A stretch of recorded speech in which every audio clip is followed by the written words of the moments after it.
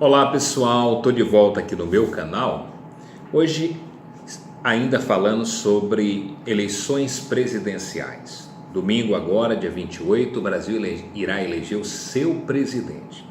Mas eu queria debater sobre uma questão que chamou muito a atenção nesta semana, que foi a manifestação do filho do candidato Jair Bolsonaro, o deputado federal Eduardo Bolsonaro, ao se expressar sobre o possível fechamento do Supremo Tribunal Federal, diante das circunstâncias políticas, se porventura viesse a impugnar a candidatura do seu pai à presidência da República. Obviamente, se percebe naturalmente que ali houve um histrionismo verborrágico, uma infantilidade tremenda e um desconhecimento completo da Constituição brasileira. Uma carência profunda de criticidade e de autocriticidade. Eu não vou considerar a manifestação tão repugnante do filho do candidato Jair Bolsonaro, mas vou analisar a questão dentro de uma perspectiva jurídico-histórica, com o propósito de levar a vocês algumas luzes, que devem ser lançadas nesse momento em que o Brasil vive essa perplexidade de que, caso o Bolsonaro venha a se eleger presidente da República, nós temos a volta de um regime ditatorial, da ditadura militar. Então são esses assuntos que hoje permeiam e que deixam dúvidas profundas, e até temores muito grandes. Eu queria partir de uma perspectiva histórica. Primeiro, sobre a questão do golpe militar de 64. À época, o Brasil vivia sob a égide de uma disputa dentro da geopolítica internacional entre os americanos, os Estados Unidos da América, e a União das Repúblicas Socialistas Soviéticas. O mundo era dividido em dois blocos, entre os comunistas, representados pela União da República Socialista Soviética, e os capitalistas, representados pelos americanos. Nós tínhamos à época aquilo que os historiadores denominaram de Guerra Fria. Então, os países que eram com viés ideológico capitalista se aliavam aos americanos, e os países que tinham viés socialista, comunista, eles se aglutinavam, eles se aproximavam da União da República Socialista Soviética. Então, naquela época, houve no Brasil, durante a presença no governo de João Goulart, considerado, entre aspas, comunista, aquele temor generalizado de que o país de 64, de uma tradição religiosa cristã, e a maioria dos países comunistas tem o ateísmo, como um dos pontos diferenciais, e havia também toda aquela órbita que girava em torno de um temor generalizado, de uma aproximação do Brasil com os russos. Aquela realidade que à época se impôs fez surgir o fantasma, do medo generalizado dos comunistas, que para aqueles menos culturalmente assistidos imaginava que os comunistas comiam até criancinhas. Então essa visão distorcida histórica que contaminou boa parte da população brasileira fez com que o golpe de 64 fosse apoiado. E não é uma revolução de 64, é um golpe militar em um governo democrático. Era o temor do João Goulart. E aquilo que já vinha sendo orquestrado nos subterrâneos, do regime militar. Mas aquele golpe de 64, ele não foi um ato único dos militares. Os militares jamais teriam deflagrado um processo daquele se não tivesse à época contado com o apoio de diversas instituições. E isso eu posso reportar-se aqui, como por exemplo a Igreja Católica, que nos anos da década de 60, os católicos representavam mais de 80% da população. Hoje é que nós temos os evangélicos, que tiveram grande monta, Mas à época os católicos representavam 80% da população. E a igreja, também temerosa em relação à ascendência do comunismo, apoiou o golpe de 64. Os canais de televisão, a Globo e outros, a imprensa, os grandes jornais, né, apoiaram o golpe de 64. Pasmem vocês que a OAB, que hoje seria o maior arauto da defesa da democracia, à época também apoiou o regime militar. Logo depois houve uma insurgência, mas a OAB, que é a Ordem dos Advogados do Brasil, se posicionou. Então eu queria só colocar esse aspecto para vocês entenderem que o golpe de 64 não foi uma atitude unilateral dos militares. Houve toda uma congruência, houve a participação muito forte da sociedade civil, das instituições, né, da imprensa, né, para que isso viesse a acontecer. E tivemos durante mais de 20 anos um período mais negro da nossa história, comparado, evidentemente, à época do Estado Novo de Vargas, que também foi profundamente antidemocrático. E o golpe trouxe como consequência um período profundo de cala-boca, de prisões indevidas, de torturas. E aí eu pediria a vocês que são mais jovens que adquirissem um livro chamado Brasil Nunca Mais, que tem como um dos prefaciadores, organizadores, Dom Paulo Evaristo Arnes. O Brasil Nunca Mais retrata o período negro da ditadura militar no Brasil. Então o que eu quero com essa revisão histórica? É dizer que na atual realidade, seja eleito quem for, não há como absolutamente imaginar a possibilidade da volta dos militares ao poder. O que seria para a gente algo aterrorizador, absurdamente aterrorizador. Defendem o regime militar aqueles que não têm a menor apreciação pelas liberdades, pela democracia, pelo Estado Democrático de Direito, aqueles que de fato estão cegos diante de uma revisão histórica, né, eu diria até dialetizada, que não compreendem a dimensão de tudo aquele estratagema que foi realizado durante aquele período, que poderia defender. Mas eu digo a vocês que seja qual for o presidente, não há a menor viabilidade dos militares retornar ao poder no Brasil. Os militares devem cumprir o seu papel constitucional. Não há a menor possibilidade. Primeiro porque a igreja hoje jamais seria favorável ao retorno dos militares ao poder. A grande imprensa, mesmo os plutocratas, né, o baronato de São Paulo, aqueles que favoreceram o golpe de 64, hoje se oporiam. A Organização dos Advogados do Brasil, os inúmeras organizações não governamentais, a população como um todo, jamais conceberia a ideia do Brasil ter um retrocesso dramático da volta de um militar no poder.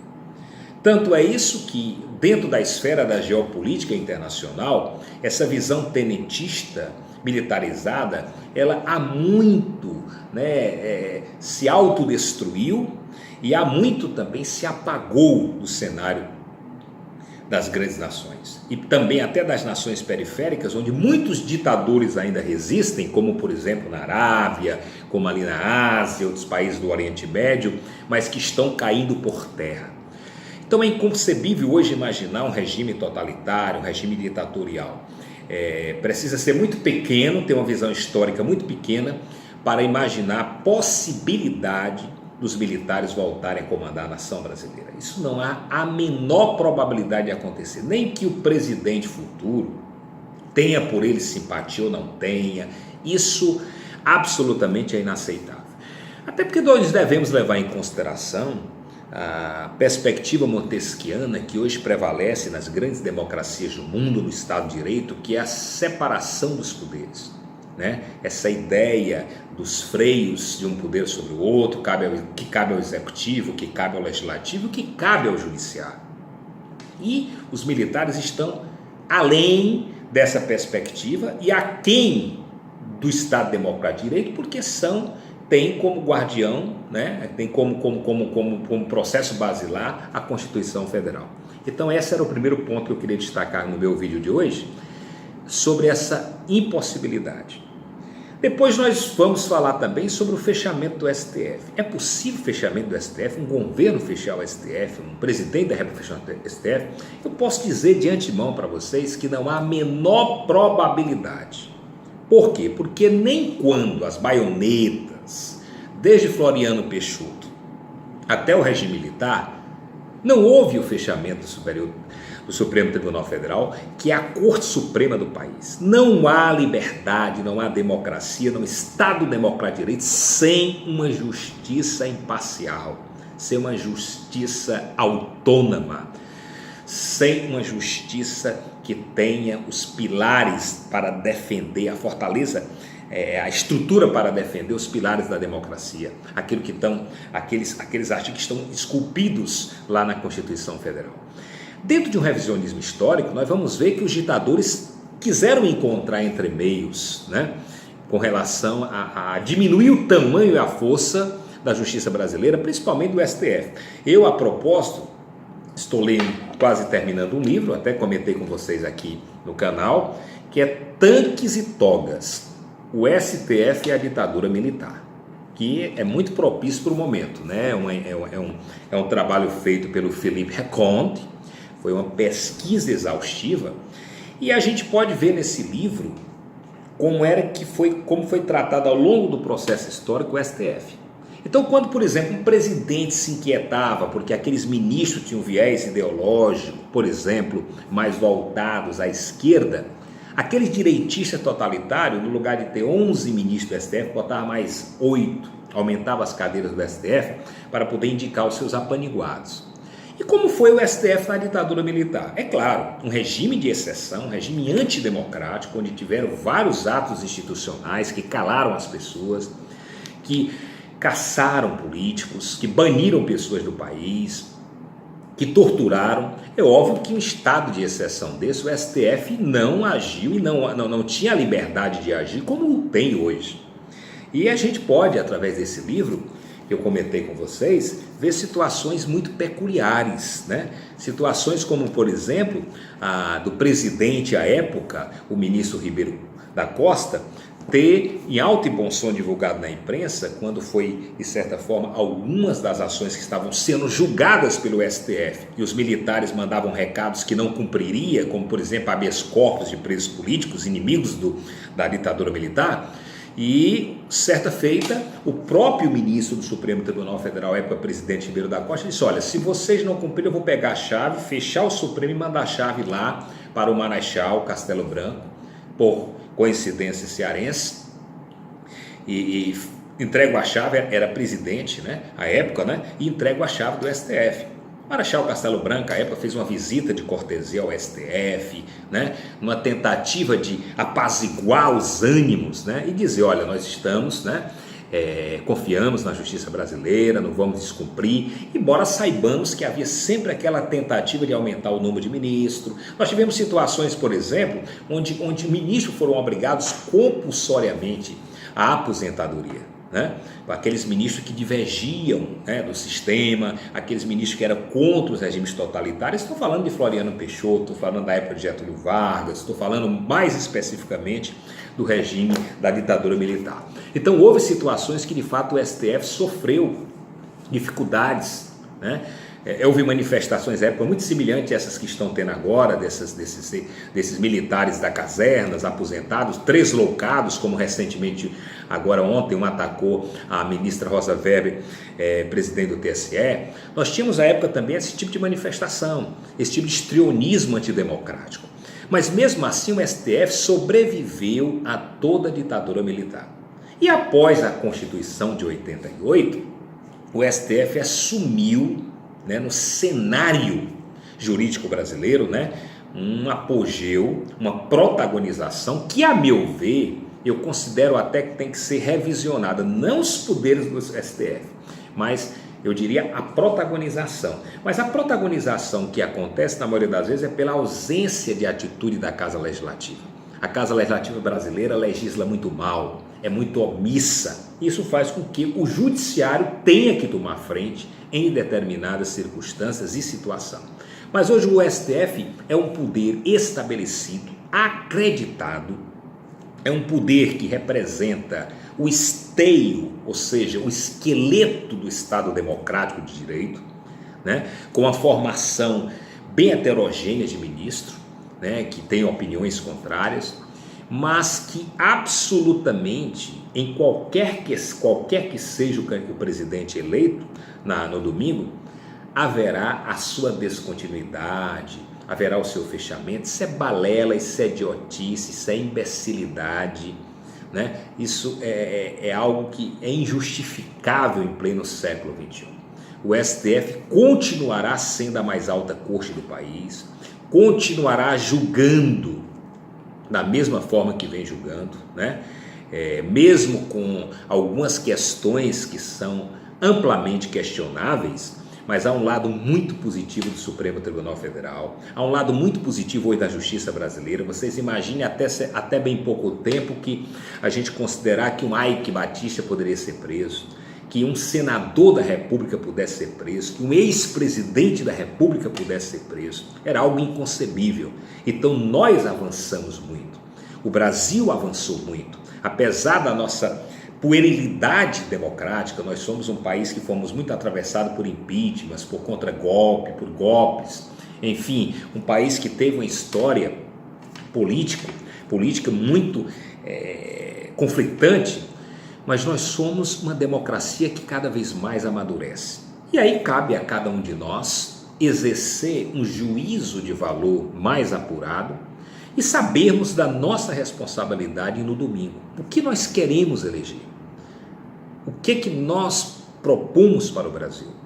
Somos adultos, devemos compreender o que pensa cada um dos candidatos que aí está, o que representa para a democracia, para o Estado, o bem-estar social, o que de fato os dois candidatos dizem sobre questões que são importantes para o Brasil, e que cada eleitor faça naturalmente o seu juízo de valor necessário. Mas a única coisa que eu posso dizer a vocês para aquietar o coração de muitos é que a democracia brasileira ela é pujante. Ninguém vai fechar o STF, ninguém vai restabelecer aquele período negro da ditadura militar no Brasil.